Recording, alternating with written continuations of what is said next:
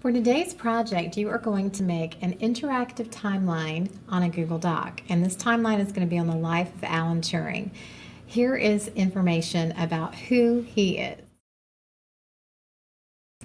Alan Turing was a brilliant mathematician from England who helped create the first ideas for modern computers. He also played a key role in World War II by figuring out how to break secret codes used by the enemies. Turing's work has had a big impact on the technology we use today. So this is the example of what your project needs to look like when you're finished. But let's show you what the project looks like as you open it. This is what it's going to start with. So we're going to have a great time figuring out information about Alan Turing, but you do have to follow directions, so make sure that you can use your video. Go pause your video when you need to, go back, rewind to make sure you get all of the instructions you need. So let's begin. When you open up your copy of the project, this is what you have. And here is the title, Alan Turing. All you have to do is put your cursor right at the beginning, and let's go ahead and change that style to title. Once you do that, it goes ahead and it puts it in title format.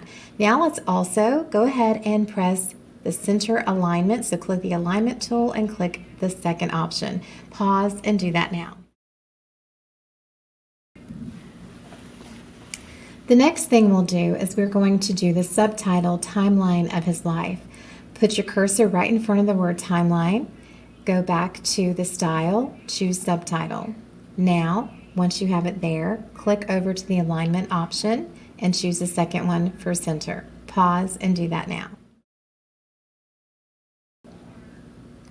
The next section of our timeline is the summary of his life. You need to highlight these 4 lines. So the quickest way for me is I like to use my shift button. So I hold down my shift button and use my down arrow, and it highlights everything very quickly. So I just clicked my down arrow about 4 times. Now that this is highlighted, I want this centered as well. So we're going to click our alignment tool and the center option. So let's take a look now at what our example is and where we are so far. So pause and make sure you have your title and subtitle and summary all centered. Next, it's time to add a table. So this table is going to be 3 rows and 5 columns. So let me show you how we're going to insert a table. It's really important that you have your cursor right above 1912. So let's make sure that your cursor is right above 1912. Once you have that there, you're going to go to the insert option up here, click, and then go to table. Now you're going to hover over and you're going to choose 5 by 3. So we're going to go over 5 and then down 3. So it's really important that it says 5 by 3 and then just click with your left click the green dot. Stop and do that now. The next thing we're going to do is we want to make sure that we have our headers inside the top row. Now we can just cut and paste. There's a difference between copy and paste. Copy and paste, you'll still have 1912. So I'm going to show you an example. If I press Control C and then put this up here in this box and press Control V, I have 1912 in both places. But if I press Control X for cut, so I'm going to highlight 1912, press Control X, it disappears. We've just cut it, and then we're going to paste it here. So then we don't have to delete it later. So we're going to use cutting and pasting. If you ever make a mistake, don't forget to use your undo button. So go ahead and cut and paste 1912 in the first row. Now we're going to cut and paste 1936, Control X, Control V. Now 1939 to 1945. I'm going to make sure it's just that part. Control X, Control V. 1950, Control X, Control V. And 1954, Control X, Control V. Pause and do that top row now. Now that we have our header information inside row 1, it's time for us to format. Right here, if I look back, I can click inside and see that we are on the subtitle style format. So I need to highlight the entire first row. Once I've highlighted the first row, I'll come over here and choose Subtitle. Pause and do that now. I also want to make sure that it's aligned in the center, so click this second option for Align. You'll notice right here, the font is too big for this cell, for this box. So what we're going to do is we're going to make our table a different size because I still want my text formatted as a subtitle. So to do that, we just hover our mouse over on one of the lines. I'm going to left click and then drag it out just a little. Pause and do that now. Now to make sure that every column is the same size, we want to right click. Now this is highlighted. I can right click, so that's the yellow dot on your mouse, and then choose Distribute Columns. And that will ensure that every column is the same width. Stop and do that now. It's time for us to put in the data underneath the timeline years. So we will cut and paste just like we did for row 1. So I will just click at the beginning of the line till the whole row is highlighted, press Control X, and put my cursor right here in the second row, Control V. I'll do the same thing for the second line, Control X, Control V. The third line, Control X, Control V. Highlight my next line, Control X, and Control V. Remember, it's very important to see where your cursor is before you press Control V. Now I'll highlight this last line, Control X, Control V. Go ahead and check your paper to make sure yours looks like mine. Now that we have cut and paste the information for the second row, let's go ahead and highlight this as well, and we can also align it in the center. Now, taking a look, we're going to see that the next thing we have are to insert some images. Now, I've made this easy for you that I've given you what you need to search for your images. The first thing we want to do is go ahead and copy London, England, 1912. So I'm going to copy it, Control X.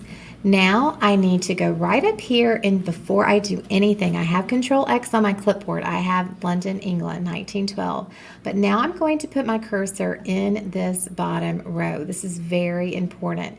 Before you insert an image, make sure your cursor is inserted there. So go ahead right now, get that on your clipboard, and put your cursor right under Born in England in that next row. Now we're going to insert an image. You can do that in two ways. We can press Insert up here on the toolbar, up here in the menu.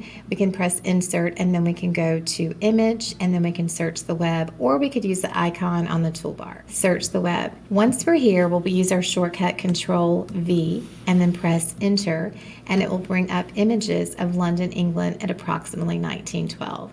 Choose a picture that you think might be best. Click on it and then press Enter. It inserts it right here in this row.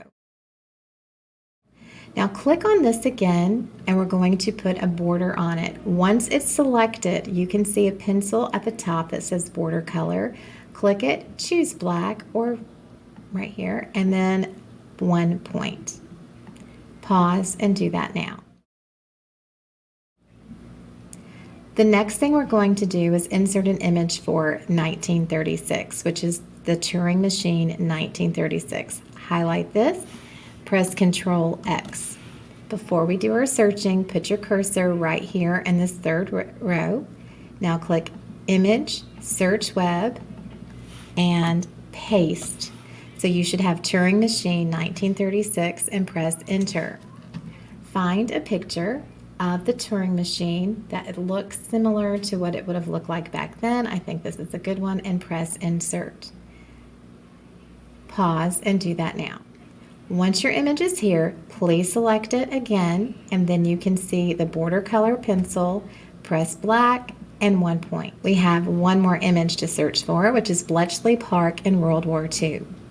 We'll highlight this, Control X for cut, and then we'll go back to the top for our row 3, insert our cursor right there under 1939 to 1945 in that third row. We're going to go to search the web. We will paste what we're searching for and press enter, and then find an image of Bletchley Park. So this is the outside of Bletchley Park and this is the inside. And then press insert. Click on this and then border color, black, and then 1. Stop and do that now. Let's take a look at our example. We have 2 more sections, but you'll notice these are not images. These are interactive hyperlinks. So we're making our timeline interactive where you can actually click on something and go find out more information about Alan Turing. So what we'll do is we will go back to where we're working and we are going to go search for links. Go ahead and highlight. I'm just going to double click until everything is highlighted and press Control X. Now once I've done that, I've cut that, but I'm going back right up here and inserting my cursor right in this third row under 1950. I want to insert a hyperlink. So we have 3 different ways to do that. You could press insert right here, and then on that insert menu, you can come down and you can see a link. You also see the shortcut is Control K. There's also this link right up here. It looks like a chain link that you can click and do that as well, or you could just use the shortcut Control K.